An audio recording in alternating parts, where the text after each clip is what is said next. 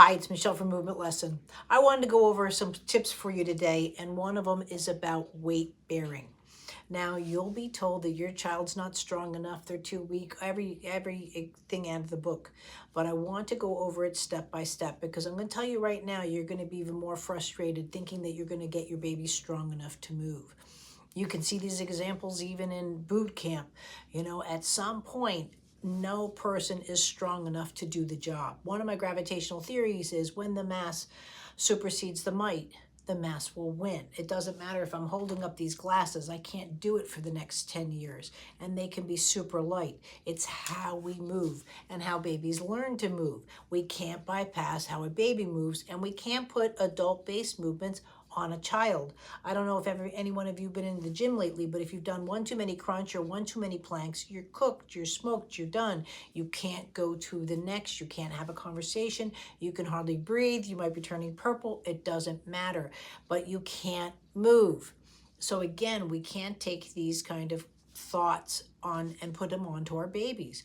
So how babies learn to move? They learn to move through weight transfer, transitional skills, but they do this using rotational movements in opposition to gravity. Now, I know that's a mouthful, so let's just break it down. Now, first of all, when a baby starts to move, you'll start to see their little hands and everything start to go with it, right? But what that is they're starting to engage in very simple rotational movements. We need rotation to oppose gravity and for all of our developments. Try this. Lie down right now on your bed without using any kind of rotational skills. Get out of bed. You'll be crunching, you'll be doing all of those kind of things. Again, you will not have enough might to supersede the mass. These skills get really discombobulated as we become aging adults. And it's one of the key complaints of a senior citizen, let's say, because it's the lack of rotational movements that their experiences and why it is so hard to go onto movements because we milestone our whole life. So when your child told your child's not strong enough, first of all, did they have a good evaluation? What was their breath at birth? Because I can tell you right now, they can't organize breathing really well. It's an important life function, but it's also a developmental establishment for your foundations. If the breath is not engaged properly within the first 3 months of life. Now, I'm not talking pulse ox 98. Did your child miss their first breath? Were they intubated? Were they cannulated? I can tell you right now, if their lungs haven't learned to oppose gravity just in breath, they're not going to oppose gravity later on in independent sitting or let's say in their vertical milestones without some form of intervention. So you have to go back to those foundational milestones of breathing. Has your child been evaluated for vision? Any child that is developmentally delayed needs to look at their vision, right? Is your child vision, non-binocular and so forth? Well, it's going to be really hard to go into your weight bearing, or if they're lifting their head with their eyes, right? And you have this dropped head effect.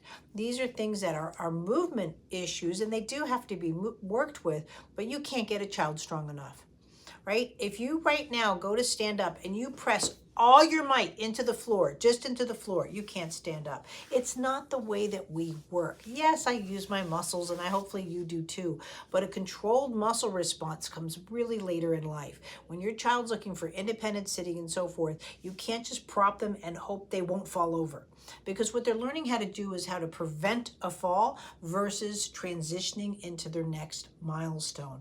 And this is really a concept that people go after. I get it. There are chances that your child might be what they call hypotonic. My child's one of them. Usually this happens with rare genetics, right? Usually with birth trauma, you associate high tone or hypertonia. But again, that's when a child, they're stronger than you or I, they still can't do the milestones. As I've told Army captains before, sir, just because you're strong enough doesn't mean you can get over the wall. Yes, ma'am, you're absolutely correct. Well, this is sort of that conversation we have to bring back to our babies. So if anybody's telling you that they need weight-bearing exercises, especially when they're still on their horizontal milestones and it's about weight transfer and transitional skills, I don't want you to be led down a wrong path, because again, what happens is 6 months later, you're still coming back saying we're working on weight bearing. Yeah, of course you are, but you're not getting milestones and you're not getting the weight bearing, because that's not how a baby develops. You know, we don't just stand up straight unless we're protecting now the King of England. You know, we don't do these kind of movements. We can't bring those kind of rote movements into baby therapy or baby exercises practice. If you want optimal development, it has to have weight transfer, transitional skills with rotational movements. If any of those three skills are an issue for your child, you're now talking to me, right? Or you're talking to somebody else, and that's where your concerns are. Those are the three main focuses you have. Yes, you're going to want to work on the milestone because that's what you know as a visit parent, but yeah, all the milestones have to have with that, right? There's 7 key rotational milestones that gets a child into walking and cruising, and that's what you're looking for.